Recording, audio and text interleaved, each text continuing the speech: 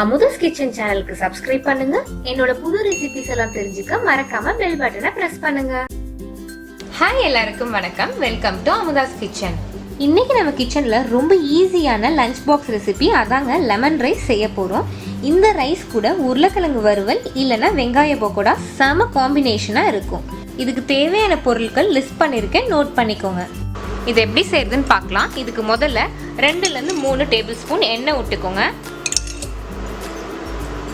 எண்ணெய் கொஞ்சம் காஞ்சோனே 1/2 டீஸ்பூன் கடுகு, 1 டீஸ்பூன் உளுத்தம்பருப்பு, கடலைப்பருப்பு 1 டேபிள் ஸ்பூன். இந்த மாதிரி கடலைப்பருப்பை வந்து தண்ணியில் ஊற வச்சு ஒரு 10லேருந்து 15 நிமிஷம் போட்டிங்கன்னா அது ஒரு தனி டேஸ்ட்டு.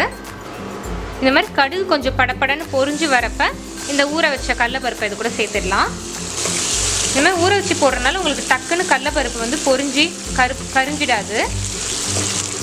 1 டீஸ்பூன் பொடி பொடியாக நறுக்கின இஞ்சி, காரத்துக்கு ஏற்ற மாதிரி இந்த பச்சை மிளகாவும் வர மிளகாவும் நீங்கள் அட்ஜஸ்ட் பண்ணிக்கோங்க. நான் வந்து 1 பச்சை மிளகாவும் 2 வர மிளகாவும் போடுறேன்.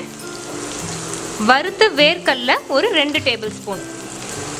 நீங்கள் வேர்க்கடலைக்கு பதிலாக முந்திரி கூட போடலாம். இந்த மாதிரி இஞ்சியை நல்லா இப்படி பொடி பொடியாக நறுக்கி போட்டிங்க அப்படின்னா உங்களுக்கு வாயில் அங்கங்கே தட்டுப்படாது. நல்ல லெமன் ரைஸ் ஃப்ளேவராக இருக்கும். எல்லாமே நல்லா பொன்னிறமாக இப்போ வறுபட்டுருச்சு. இதில் நம்ம கருவேப்பிலையை சேர்த்துடலாம். கருவேப்பிலை இந்த மாதிரி நல்லா கொஞ்சம் கருவேப்பிலை பிச்சு போட்டுக்கோங்க, அப்போ இன்னும் நல்லா வாசனையாக இருக்கும். இப்போ 1/4 டீஸ்பூன் மஞ்சத்தூள். ரொம்ப மஞ்சத்தூள் சேர்த்துக்காதீங்க, அப்புறம் லெமன் ரைஸில் ரொம்ப மஞ்சள் ஆகிடும். இதையும் நல்லா கிளறி விட்டுடுங்க. மஞ்சத்தூள் போட்டோடனே ரொம்ப சிம்மில் வச்சுருங்க, இல்லாட்டி அது கரிஞ்சிடும். வாசனைக்கு 1 சிட்டிகை பெருங்காயத்தூள். இதையும் நல்லா மிக்ஸ் பண்ணி விட்டுடுங்க. இப்போ இதில் நம்ம எலுமிச்சை சாறை சேர்த்துடலாம். 4 டேபிள் ஸ்பூன் நான் எலுமிச்சை சாறு எடுத்திருக்கேன். எலுமிச்சை சாறு ஊற்றினோடனே ரொம்ப நேரம் குக் பண்ணக்கூடாது, அப்புறம் இந்த வேர்க்கடலாம் எல்லாம் நமத்துடும். அதனால டக்குன்னு இந்த மாதிரி ஒரு கொதி வந்தோடனே அடுப்பை ஆஃப் பண்ணிடுங்க. 1 கப் ரைஸை இந்த மாதிரி வேக வச்சு எடுத்திருக்கேன். நல்லா உதிரி உதிரியாக இப்படி வச்சுக்கோங்க, அப்போ தான் லெமன் ரைஸ்க்கு நல்லா இருக்கும். இதில் ஒரு 2 ஸ்பூன் எண்ணெய் ஊற்றிக்கலாம். நல்லெண்ணெய் போட்டால் நல்லா வாசனையாகவும் இருக்கும், ரைஸும் கிளறப்ப உதிரி உதிரியாக இருக்கும். இப்போ நம்ம ப்ரிப்பேர் பண்ணதை இது கூட சேர்த்துடலாம்.